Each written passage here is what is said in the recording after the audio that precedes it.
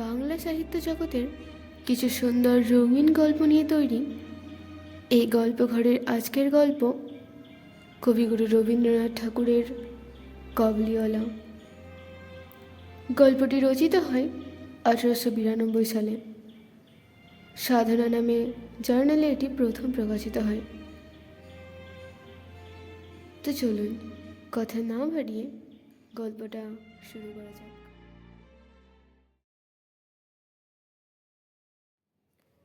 আমার 5 বছর বয়সের ছোট্ট মেয়ে মিনি একদণ্ড কথা না কহিয়া থাকিতে পারে না। পৃথিবীতে জন্মগ্রহণ করিয়া ভাষা শিক্ষা করিতেছে কেবল 1 বৎসরকাল ব্যয় করিয়াছিল। তাহার পর হইতে যতক্ষণ সে জাগিয়া থাকে এক মুহূর্ত মৌনভাব নষ্ট করে না। তাহার মা অনেক সময় ধমক দিয়া তাহার মুখ বন্ধ করিয়া দেয়, কিন্তু আমি তাহা পারি না। মিনি চুপ করিয়া থাকিলে এমনই অস্বাভাবিক দেখিতে হয় যে সে আমার বেশিক্ষণ সহ্য হয় না। এই জন্য আমার সঙ্গে তার কথোপকথনটা কিছু উৎসাহের সহিত চলে। সকালবেলায় আমার নোভেলসের সপ্তদশ পরিচ্ছেদে হাত দিয়াছি, এমন সময় মিনি আসিয়াই আরম্ভ করিয়া দিল, বাবা, রামদয়াল দারোয়ান কাকাকে কইয়া বলছিল, সে কিচ্ছু জানে না না। আমি পৃথিবীতে ভাষার বিভিন্নতা সম্বন্ধে তাহাকে জ্ঞানদান করিতে প্রবৃত্ত হইবার পূর্বেই সে দ্বিতীয় প্রসঙ্গে উপনীত হইল। দেখো বাবা, ভোলা বলছিল আকাশে হাতি সুর দিয়ে জল ফেলে, তাই বৃষ্টি হয়। মা গো, ভোলা এত মিছিমিছি বকতে পারে, কেবলই বকে, দিন রাত বকে। এ সম্বন্ধে আমার মতামতের জন্য কিছুমাত্র অপেক্ষা না করিয়া হঠাৎ জিজ্ঞাসা করিয়া বসিল, বাবা, মা তোমার কে হয়? মনে মনে কহিলাম, শ্যালিকা। মুখে কহিলাম, মিনি, তুই ভোলার সঙ্গে খেলা করবে যা, আমার এখন কাজ আছে। সে তখন আমার লিখিবার টেবিলের পাশে আমার পায়ের কাছে বসিয়া নিজের 2 হাঁটু এবং হাত লইয়া অতি দ্রুত উচ্চারণে আগডুম বাগডুম খেলিতে আরম্ভ করিয়া দিল। আমার সপ্তদশ পরিচ্ছেদে প্রতাপ সিংহ তখন কাঞ্চনমালাকে লইয়া অন্ধকার রাত্রে কারাগারের উচ্চ বাতায়ন হইতে নিম্নবর্তী নদীর জলে ঝাঁপ দিয়া পড়িতেছেন। আমার ঘর পথের ধারে। হঠাৎ মিনি আগডুম বাগডুম খেলা রাখিয়া জানালার ধারে ছুটিয়া গেল এবং চিৎকার করিয়া ডাকিতে লাগিল, কাবুলিওয়ালা, ও কাবুলিওয়ালা। ময়লা ঢেলা কাপড় পরা, পাগড়ি মাথায় ঝুলি ঘাড়ে, হাতে গোটা 2-4 আঙুরের বাক্স, এক লম্বা কাবুলিওয়ালা মৃদুমন্দ গমনে পথ দিয়া যাইতেছিল। তাহাকে দেখিয়া আমার কন্যারত্নের কিরূপ ভাবদয় হইল বলা শক্ত। তাকে ঊর্ধ্বশ্বাসে ডাকাডাকি আরম্ভ করিয়া দিল। আমি ভাবিলাম, এখনই ঝুলি ঘাড়ে একটা আপদ আসিয়া উপস্থিত হইবে, আমার সপ্তদশ পরিচ্ছেদ আর শেষ হইবে না। কিন্তু মিনির চিৎকারে যেমনই কাবুলিওয়ালা হাসিয়া মুখ ফিরাইল এবং আমাদের বাড়ির দিকে আসিতে লাগিল, অমনি সে ঊর্ধ্বশ্বাসে অন্তঃপুরে দৌড় দিল। তাহার আর চিহ্ন দেখিতে পাওয়া গেল না। তাহার মনের মধ্যে একটা অন্ধবিশ্বাসের মতন ছিল যে ওই ঝুলিটার ভিতর সন্ধান করিলে তাহার মতন 2-4টে জীবিত মানব সন্তান পাওয়া যাইতে পারে। এদিকে কাবুলিওয়ালা আসিয়া সহসে আমাকে সেলাম করিয়া দাঁড়াইল। আমি ভাবিলাম, যদিচ প্রতাপ সিংহ এবং কাঞ্চনমালার অবস্থা সংকটাপন্ন, তথাপি লোকটাকে ঘরে রাখিয়া আনিয়া তাহার কাজ হইতে কিছু না কেনাটা ভালো হয় না। কিছু কেনা গেল।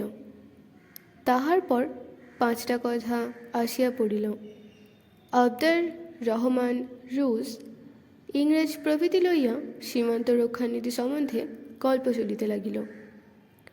অবশেষে উঠিয়া যাইবার সময় সে জিজ্ঞাসা করিল, বাবু, তোমার লড়কি কোথায় গেল? আমি মিনির অমলক ভয় ভাঙাইয়া দেবার অভিপ্রায়ে তাহাকে অন্তঃপুর হইতে ডাকাইয়া আনিলাম। সে আমার গা ঘেঁষিয়া কবলের মুখ এবং ঝুলির দিকে স্বনিগ্ধ নেত্রক্ষেপ করিয়া দাঁড়াইয়া রহিল। কাবলি ঝুলির মধ্য হইতে কিশমিশ খোবানি বাহির করিয়া তাহাকে দিতে গেল। সে কিছুতেই লইল না। দ্বিগুণ সন্দেহের সহিত আমার হাঁটুর কাছে সংলগ্ন হইয়া রহিল। প্রথম পরিচয়টা এমনইভাবে গেল। কিছুদিন পরে একদিন সকালবেলায় আবশ্যকবশত বাড়ি হইতে বাহির হইবার সময় দেখি আমার দুহিতাটি দ্বারের সমীপস্থ বেঞ্চির উপর বসিয়া অনর্গল কথা কহিয়া যাইতেছে এবং কাবুলিওয়ালা তাহার পদতলে বসিয়া সহাস্য মুখে শুনিতেছে এবং মধ্যে মধ্যে প্রসঙ্গক্রমে নিজের মতামত দোআঁশলা বাংলায় ব্যক্ত করিতেছে। মিনির পঞ্চবর্ষীয় জীবনে অভিজ্ঞতায় বাবা ছাড়া এমন ধৈর্যবান শ্রোতা সে কখনো পায় নাই। আবার দেখি তাহার ক্ষুদ্র আঁচল বাদাম কিশমিশে পরিপূর্ণ। আমি কাবুলিওয়ালাকে কহিলাম, উহাকে এসব কেন দিয়াছ? অমনার করিও না বলিয়া পকেট হইতে একটা আদুলি লইয়া তাহাকে দিলাম। সে অসংকোচে আদুলি গ্রহণ করিয়া ঝুলিতে পড়িল। বাড়িতে ফিরিয়া আসিয়া দেখি সে আদুলিটি লইয়া 16 আনা গোলযোগ বাঁধিয়া গেছে। মিনির মা একটা শ্বেত চকচকে গোলাকার পদার্থ লইয়া ভৎসনার স্বরে মিনিকে জিজ্ঞাসা করিতেছেন, তুই এই আদুলি কোথায় পেলি? মিনি বলিতেছে, কাবুলিওয়ালা দিয়েছে। তাহার মা বলিতেছেন, কাবুলিওয়ালার কাছ হতে তুই আদুলি কেন নিতে গেলি? মিনি ক্রন্দনের উপক্রম করিয়া কহিল, আমি চাইনি, সে আপনি দিলেন। আমি আসিয়া মিনিকে তাহার আসন্ন বিপদ হইতে উদ্ধার করিয়া বাহিরে লইয়া গেলাম। সংবাদ পাইলাম কাবুলিওয়ালার সহিত মিনির এই যে দ্বিতীয় সাক্ষাৎ তাহা নহে।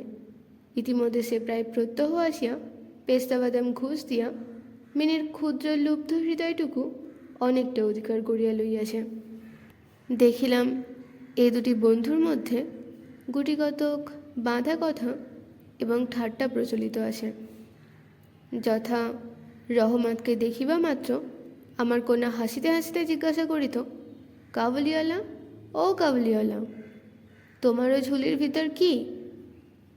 রহমত একটা আবশ্যক চন্দ্রবিন্দু যোগ করিয়া হাসিতে হাসিতে উত্তর করিত, হাতি, অর্থাৎ তাহার ঝুলির ভিতরে যে একটা হস্তি আছে, এইটাই তাহার পরিহাসের সূক্ষ্ম মর্ম।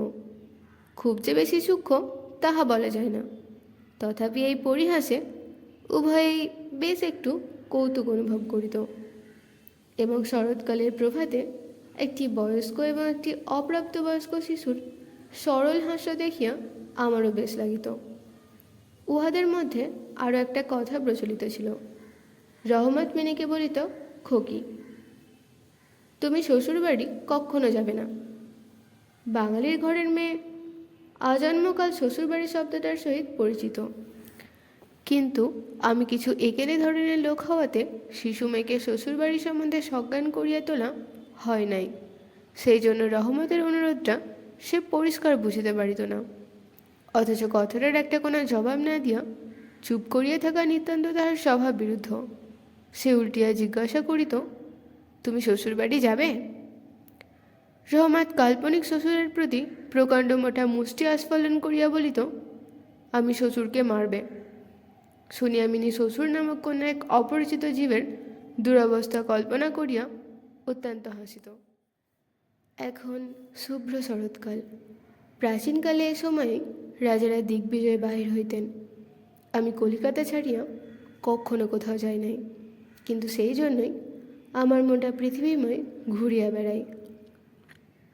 আমি যেন আমার ঘরের কোণে চিরপ্রবাসী। বাইরের পৃথিবীর জন্য আমার সর্বদা মন কেমন করে।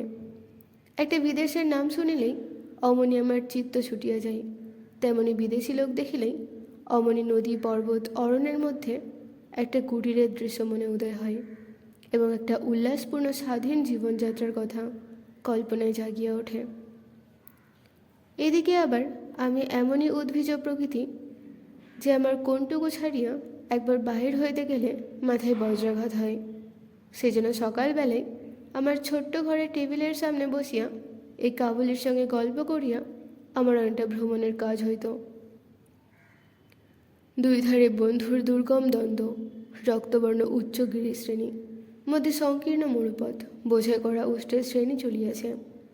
পাগড়ি পরা বণিক ও পথিকেরা কেউ বা উটের পরে, কেউ বা পদব্রজে, কাহারো হাতে বর্ষা, কাহারো হাতে সেকেলের চকমকে ঠোকা বন্দুক।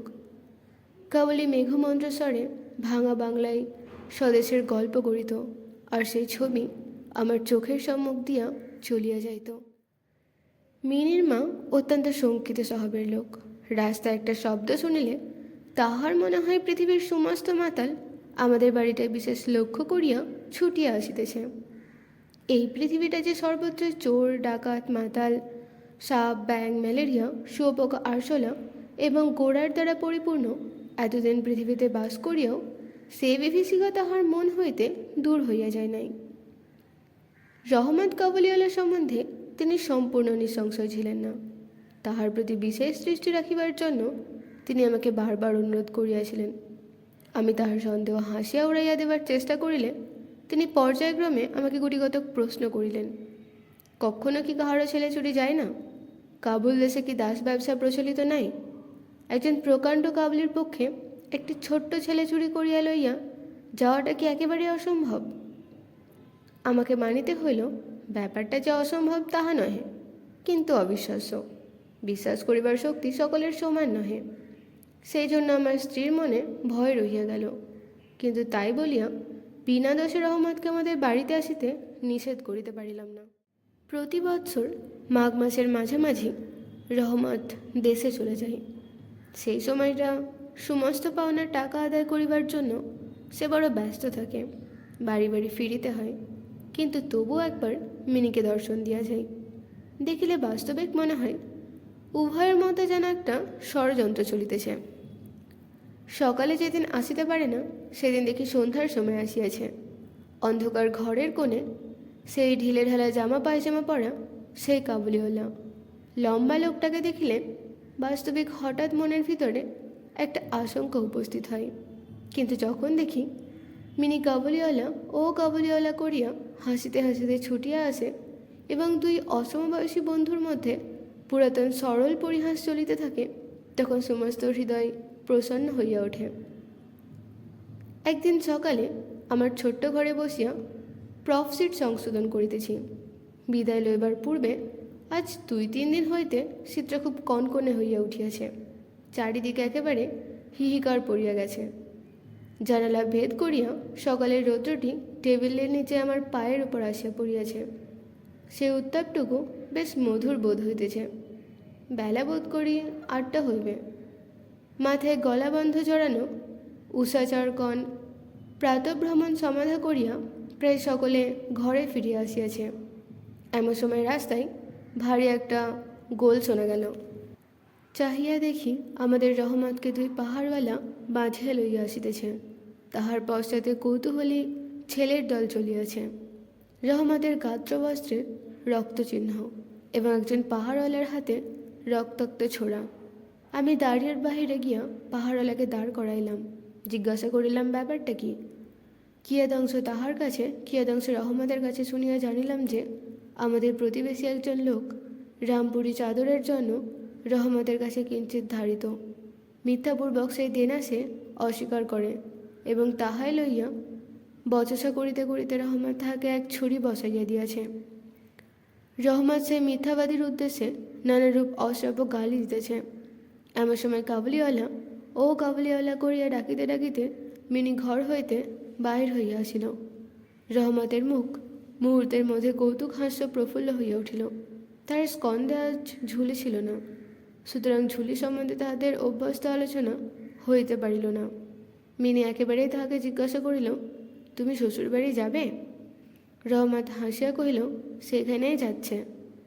দেখিল উত্তরটা মিনির হাস্যজনক হইল না। তখন হাত দেখাইয়া বলিল, শ্বশুরকে মারিতাম, কিন্তু কি করিব, হাত বাঁধা। সাংঘাতিক আঘাত করার অপরাধে কয়েক বৎসর রহমতের কারাদণ্ড হইল। তাহার কথা এক প্রকার ভুলিয়া গেলাম।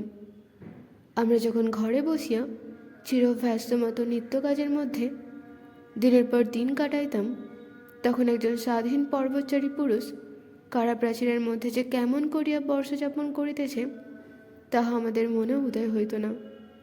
আর চঞ্চল হৃদয়ে মিনির আচরণ যে অত্যন্ত লজ্জাজনক তাহা তাহার বাপকেও স্বীকার করিতে হয়। সে স্বচ্ছন্দে তাহার পুরাতন বন্ধুকে বিস্মৃত হইয়া প্রথমে নবী সাহেবের সহিত সখ্য স্থাপন করিল। পরে ক্রমে যত তাহার বয়স বাড়িয়া উঠিতে লাগিল, ততই সখার পরিবর্তে একটি একটি করিয়া সখী জুটিতে লাগিল। এমনকি এখন তাহার বাবার লিখিবার ঘরেও তাহাকে আর দেখিতে পাওয়া যায় না। আমি তো তাহার সহিত এক প্রকার আড়ি করিয়াছি। কত বৎসর কাটিয়া গেল, আর একটি শরৎকাল আসিয়াছে। আমার মিনির বিবাহের সম্বন্ধ স্থির হইয়াছে। পূজার ছুটির মধ্যে তাহার বিবাহ হইবে। কৈলাস বাহিনীর সঙ্গে সঙ্গে আমার ঘরের আনন্দময়ী পিতৃভবন অন্ধকার করিয়া প্রতি গৃহে যাত্রা করিবে। প্রভাতটি অতি সুন্দর হইয়া উদয় হইয়াছে। বর্ষার পরে এই শরতের নূতন ধৌত রৌদ্র যেন সোহাগায় লাগানো নির্মল সোনার মতো রং ধরিয়াছে। এমনকি কলিকাতার গলির ভিতরকার স্টক চর্চর অপরিচ্ছন্ন ঘেঁষাঘেঁষি বাড়িগুলির উপরেও এই রৌদ্রের আভা একটি অপরূপ লাবণ্য বিস্তার করিয়াছে। আমার ঘরে আজ রাত্রি শেষ হইতে না হইতেই সানাই বাজিতেছে। সে বাঁশি যেন আমার বুকের পাঁজরের হাড়ের মধ্যে হইতে কাঁদিয়া কাঁদিয়া বাজিয়া উঠিতেছে। করুণ ভৈরবী রাগিণীতে আমার আসন্ন বিচ্ছেদ ব্যথাকে শরতের রৌদ্রের সহিত সমস্ত বিশ্বজগৎময় ব্যাপ্ত করিয়া দিতেছে। আজ আমার মিনের বিবাহ। সকাল হইতেই ভারী গোলমাল, লোকজনের আনাগোনা, উঠানে বাঁশ বাঁধিয়া পাল খাটানো হইতেছে। বাড়ির ঘরে ঘরে এবং বারান্দায় ঝাড় লাগাইবার টুংটাং শব্দ উঠিতেছে। হাঁক ডাকের সীমা নাই। আমি আমার লিখিবার ঘরে বসিয়া হিসাব দেখিতেছি। এমন সময় রহমত আসিয়া সেলাম করিয়া দাঁড়াইল। আমি প্রথমে তাহাকে চিনিতে পারিলাম না। তাহার সে ঝুলি নাই, তাহার সে লম্বা চুল নাই, তাহার শরীরে পূর্বের মতো সে তেজ নাই। অবশেষে তাহার হাসি দেখিয়া তাহাকে চিনিলাম। কহিলাম, কিরে রহমত, কবে আসলি? সে কহিল, কাল সন্ধ্যাবেলা জেল হইতে খালাস পাইয়াছি। কথাটা শুনিয়া কেমন কানে খট করিয়া উঠিল। কোনো খুনিকে কখনো প্রত্যক্ষ দেখি নাই। ইহাকে দেখিয়া সমস্ত অন্তঃকরণ যেন সংকুচিত হইয়া গেল। আমার ইচ্ছা করিতে লাগিল, আজিকার এই শুভ দিনে এ লোকটা এখানে না হইতে গেলেই ভালো হয়। আমি তাহাকে কহিলাম, আজ আমাদের বাড়িতে একটা কাজ আছে, আমি কিছু ব্যস্ত আছি, তুমি আজ যাও। কথাটা শুনিয়াই সে তৎক্ষণাৎ চলিয়া যাইতে উদ্যত হইল। অবশেষে দরজার কাছে গিয়া একটু ইতস্তত করিয়া কহিল, খোকিকে একবার দেখতে পাইব না? তাহার মনে বুঝি বিশ্বাস ছিল মিনি সেইভাবেই আছে। সেজন্য মনে করিয়াছিল মিনি আবার সেই পূর্বের মতো কাবুলিওয়ালা ও কাবুলিওয়ালা করিয়া ছুটিয়া আসিবে। তাহাদের সে অত্যন্ত কৌতুকবাহ পুরাতন হাস্যলাপের কোনরূপ ব্যথাই হইবে না। এমনকি পূর্ব বন্ধুত্ব স্মরণ করিয়া সে এক বাক্স আঙ্গুর এবং কাগজের মোড়কে কিঞ্চিত কিশমিশ বাদাম বোধ করি কোনো স্বদেশীয় বন্ধুর নিকট হইতে চাহিয়া চিন্তিয়া সংগ্রহ করিয়া আনিয়াছিল। তাহার সে নিজের ঝুলিটি আর ছিল না। আমি কহিলাম, আজ বাড়িতে কাজ আছে, আজ আর কাহারও সহিত দেখা হইতে পারিবে না। সে যেন কিছু ক্ষুণ্ণ হইল। স্তব্ধভাবে দাঁড়াইয়া একবার স্থির দৃষ্টিতে আমার মুখের দিকে চাহিল। তারপরে বাবু সেলাম বলিয়া দ্বারের বাহির হইয়া গেল। আমার মনে কেমন একটু ব্যথা বোধ হইল। মনে করিতেছি তাকে ফিরিয়া ডাকিব। এমন সময় দেখি সে আপনি ফিরিয়া আসিতেছে। কাছে আসিয়া কহিল, এই আঙ্গুর এবং কিঞ্চিত কিশমিশ বাদাম খোকির জন্য আনিয়াছিলাম, তাহাকে দেবেন। আমি সেগুলি লইয়া দাম দিতে উদ্যত হইলে সে হঠাৎ আমার হাত চাপিয়া ধরিল।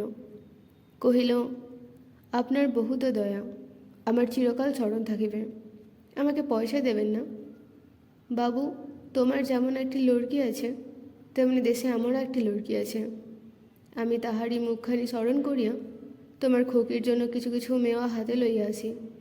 আমি তো সওদা করতে আসি না। এই বলিয়া সে আপনার মস্ত ঢিলা জামাটার ভিতর হাত চালাইয়া দিয়া বুকের কাছে কোথা হইতে এক টুকরো ময়লা কাগজ বাহির করিল। বহু সযত্নে ভাঁজ খুলিয়া দুই হস্তে আমার টেবিলের উপর মিলিয়া ধরিল। দেখিলাম কাগজের উপর একটি ছোট্ট হাতের ছাপ। ফটোগ্রাফ নহে, তেলের ছবি নহে। হাতে খানিকটা ভূষা মাখাইয়া কাগজের উপরে তাহার চিহ্ন ধরিয়া লইয়াছে। কন্যার এই স্মরণ চিহ্নটুকু বুকের কাছে লইয়া রহমত প্রতি বৎসর কলকাতার রাস্তায় মেয়াও বেচিতে আসে, যেন সেই সুকোমল ক্ষুদ্র শিশু হস্তটুকুর স্পর্শখানি তাহার বিরাট বিরহী বক্ষের মধ্যে সুধা সঞ্চার করিয়া রাখে। দেখিয়া আমার চোখ ছলছল করিয়া আসিল। তখন সে যে একজন কাবুলি মেয়াওয়ালা আর আমি যে একজন বাঙালি সম্ভ্রান্ত বংশীয়, তাহা ভুলিয়া গেলাম। তখন বুঝিতে পারিলাম সেও যে আমিও সে, সেও পিতা আমিও পিতা। তাহার পর্বত গৃহবাসিনী ক্ষুদ্র পার্বতীর সেই হস্তচিহ্ন আমারই মিনিকে স্মরণ করিয়া দিল। আমি তৎক্ষণাৎ তাহাকে অন্তঃপুর হইতে ডাকাইয়া পাঠাইলাম। অন্তঃপুরে ইহাতে অনেক আপত্তি উঠিয়াছিল, কিন্তু আমি কিছুতে কর্ণপাত করিলাম না। রাঙা চেলি পড়া কপালে চন্দনাকা বধূবেশিনী মিনি সলজ্জভাবে আমার কাছে আসিয়া দাঁড়াইল। তাহাকে দেখিয়া কাবুলিওয়ালা প্রথমটা থতমত খাইয়া গেল। তাহাদের পুরাতন আলাপ জমাইতে পারিল না। অবশেষে হাসিয়া কহিল, খোকি, তুই শ্বশুরবাড়ি যাবি? মিনি এখন শ্বশুরবাড়ির অর্থ বোঝে। এখন আর সে পূর্বের মতো উত্তর দিতে পারিল না। রহমতের প্রশ্ন শুনিয়া লজ্জায় আরক্ত হইয়া মুখ ফিরাইয়া দাঁড়াইল। কাবুলিওয়ালার সহিত মিনির যেদিন প্রথম সাক্ষাৎ হইয়াছিল, আমার সেই দিনের কথা মনে পড়িল। মনটা কেমন ব্যথিত হইয়া উঠিল। মিনি চলিয়া গেলে একটা গভীর দীর্ঘ নিঃশ্বাস ফেলিয়া রহমত মাটিতে বসিয়া পড়িল। সে হঠাৎ স্পষ্ট বুঝিতে পারিল তাহার মেয়েটি ইতিমধ্যে এইরূপ বড় হইয়াছে। তাহার সঙ্গেও আবার নূতন আলাপ করিতে হইবে। তাহাকে ঠিক পূর্বের মতো তেমনই আর পাইবে না। এই 8 বৎসরে তাহার কি হইয়াছে তাই বা কে জানে। সকালবেলায় শরতের স্নিগ্ধ রৌদ্র কিরণের মধ্যে সানাই বাজিতে লাগিল। রহমত কলিকাতায় এক গলির ভিতরে বসিয়া আফগানিস্তানের এক মরু পর্বতের দৃশ্য দেখিতে লাগিল। আমি একখানি নোট লইয়া তাহাকে দিলাম। বলিলাম, রহমত, তুমি দেশে তোমার মেয়ের কাছে ফিরে যাও। তোমাদের মিলন সুখে আমার মিনির কল্যাণ হোক। এই টাকাটা দান করিয়া হিসাব হইতে উৎসব সমারোহের দুটো একটা অঙ্গ ছাটিয়া দিতে হইল। যেমন মনে করিয়াছিলাম তেমন করিয়া ইলেকট্রিক আলো জ্বালাইতে পারিলাম না। গড়ের বাদ্যও আসিল না। অন্তঃপুরে মেয়েরা অত্যন্ত অসন্তোষ প্রকাশ করিতে লাগিলেন। কিন্তু মঙ্গল আলোকে আমার শুভ উৎসব উজ্জ্বল হইয়া উঠিল।